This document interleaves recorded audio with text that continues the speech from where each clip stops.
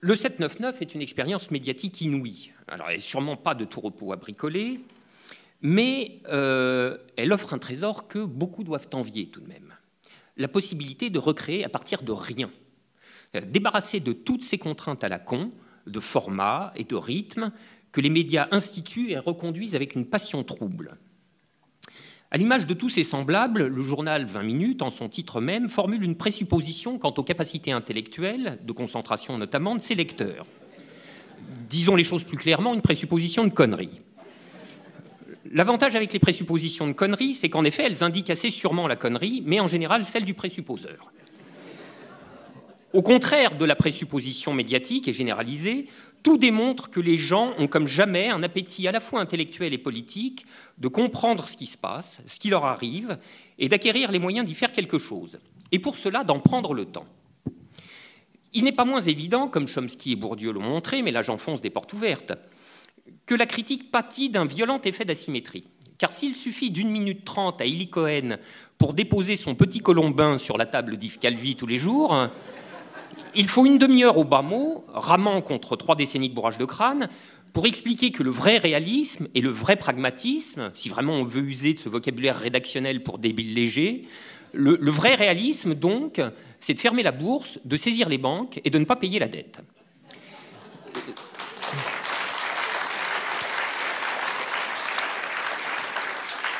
Il faudrait développer, hein, mais je me suis engagé à être concis. Ceci pour dire, Daniel, toi dont le prénom est prédestiné, que, comme il est écrit dans la Bible, tu ne dois pas gaspiller ton talent. Et ton talent, c'est cette bénédiction de la table rase.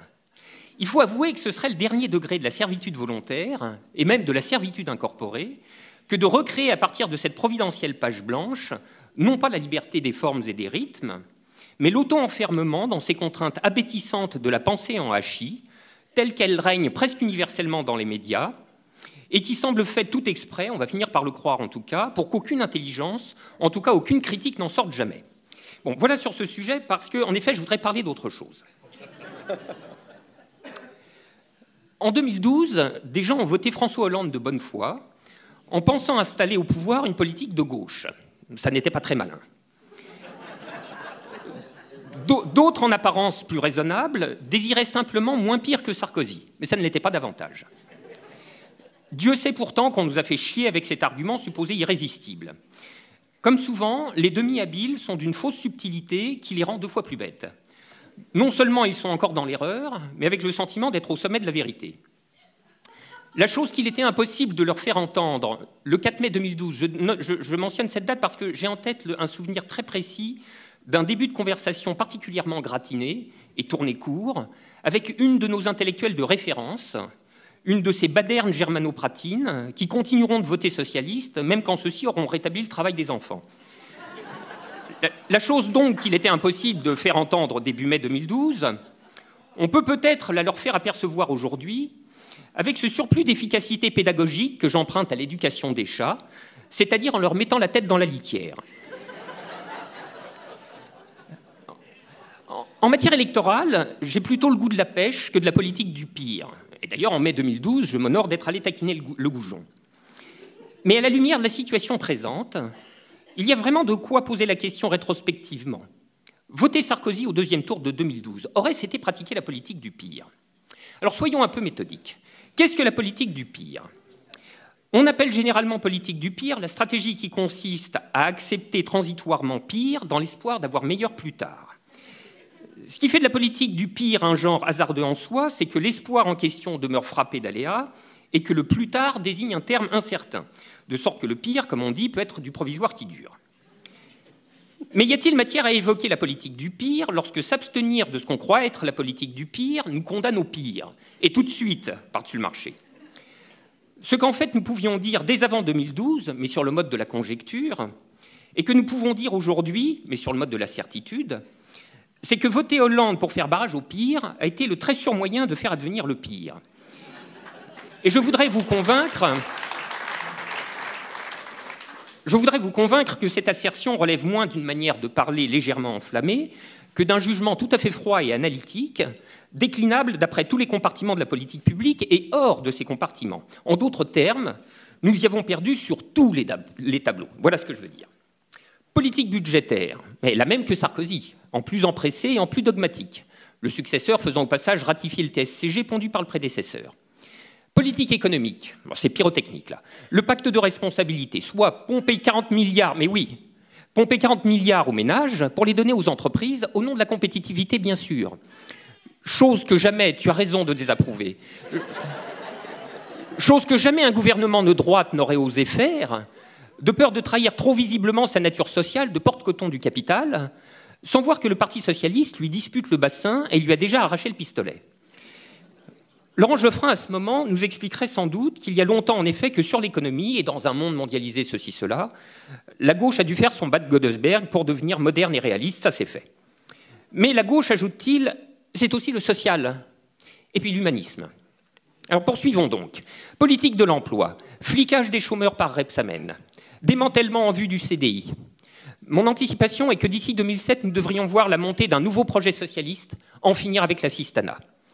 En vérité, ce ne sera jamais que retour vers le futur. Ceux qui ont un peu de mémoire se souviennent peut-être qu'en 2007, les professions de foi de premier tour de Royal et Sarkozy commençaient par exactement le même thème, réhabiliter la valeur travail. Politique de l'immigration. Je demande qu'on m'indique la différence entre l'état raciste de Valls et l'état raciste de Sarkozy, entre la déclaration sur les Roms et le discours de Grenoble. Politique policière. Alors là, on va s'apesantir un peu. Il y a 5 jours, donc, un manifestant, Rémi Fraisse, est tué par les flics. Vous allez voir, c'est ici que va apparaître la différence du pire entre Hollande et Sarkozy. Différence qui est à l'exact inverse de celle qu'on attend spontanément. Non pas que l'état de policier de Sarkozy eût été plus humaniste, ça devrait aller sans dire. Mais parce que d'une part, l'état policier socialiste lui est étrangement semblable, et surtout, d'autre part, parce que la différence du pire apparaît juste après. Par exemple, mercredi soir, à l'hôtel de ville, il n'y avait pas 1000 personnes pour rendre hommage à Rémi Fraisse. Je demande, combien de personnes y aurait-il eu dans la rue si Rémi Fraisse avait été tué par la police d'Hortefeux ou de Guéant? Et voilà où se situe la différence du pire. Non pas tant dans le fait que le socialisme de droite est intrinsèquement aussi pire que la droite, mais dans la trahison générale de tous les médiateurs supposément de gauche, à qui il reviendrait de dire cela, et de mettre les gens en mouvement. J'entends par là, très généralement parlant, premièrement les syndicats, je veux dire les directions confédérales, bien sûr, que je ne confonds pas avec leur base, directions généralement expertes à faire se perdre dans les sables les mobilisations de masse, comme les retraites en 2010, mais dont on peut être encore plus certain qu'elles ne bougeront pas une oreille pendant 5 ans de socialisme de caserne. Et puis surtout, deuxièmement, les médias. Je songe à ceux qui, contre toute évidence, persistent à raconter et à se raconter qu'ils sont de gauche, à l'image par exemple de Libération, titre sans rapport avec celui que tu as évoqué tout à l'heure, et qui, avec le tranchant d'un salsifis, n'a rien trouvé d'autre à titrer, dans un registre, disons, surtout préfectoral et balistique, que tir fatal, pour parler, ou plutôt pour ne pas parler, du devenir militaire et meurtrier de la police socialiste, et dont l'analyse, puisque c'est la catégorie ad hoc de la rubrique des pages intérieures, explique que la grande erreur de l'exécutif aura consisté à avoir été, je cite, « en retard de compassion ». Entendre, le gouvernement eût-il été à l'heure en cette matière, il n'y aurait eu somme toute pas grand-chose à lui reprocher. Alors récapitulons. Pourquoi est-il effectivement presque pire d'avoir Hollande que Sarkozy? Parce qu'en plus d'avoir l'aussi pire de ces politiques, nous avons le supplément du pire de l'anesthésie. Et que, nous le savons, pour 5 ans, et sauf miracle, rien ne peut se passer. Alors faire un 799, c'est œuvrer pour le miracle. C'est lutter pour qu'il se passe quelque chose. J'imagine qu'il doit s'en trouver parmi vous qui se souviennent de cette phrase de Marx, d'une inaltérable, d'une éclatante actualité. Les armes de la critique ne sauraient remplacer la critique des armes. Seule la force matérielle peut renverser une force matérielle, mais la théorie se change elle aussi en force matérielle dès qu'elle s'empare des masses. Ici, le croirez-vous, c'est Spinoza qu'il faut convoquer pour avoir le fin mot de cet emparement. Ce sont les affects. La critique se change en force matérielle, c'est-à-dire en puissance susceptible de mettre des corps en mouvement, si et seulement si elle est capable de faire passer quelque chose par voie d'affect. Je crois donc que ce 799 ne serait pas conforme à sa belle ambition s'il ne poursuivait pas méthodiquement le projet de mettre ses auditeurs très en colère. J'aime à croire qu'il n'y a pas de hasard chromatique dans l'expression populaire qui dit qu'on est fâché tout rouge. Fâché tout rouge, c'est bien ce que l'époque appelle impérieusement. Le 799 doit être l'un de ces rares endroits d'où l'on puisse enfin entendre ce que nous sommes nombreux, en tout cas de plus en plus nombreux à penser, à savoir que ce pouvoir nous dégoûte, et qui, ajoutant au présent qui nous enrage la figure d'un avenir à espérer, nous décide à joindre le geste à la parole. Merci.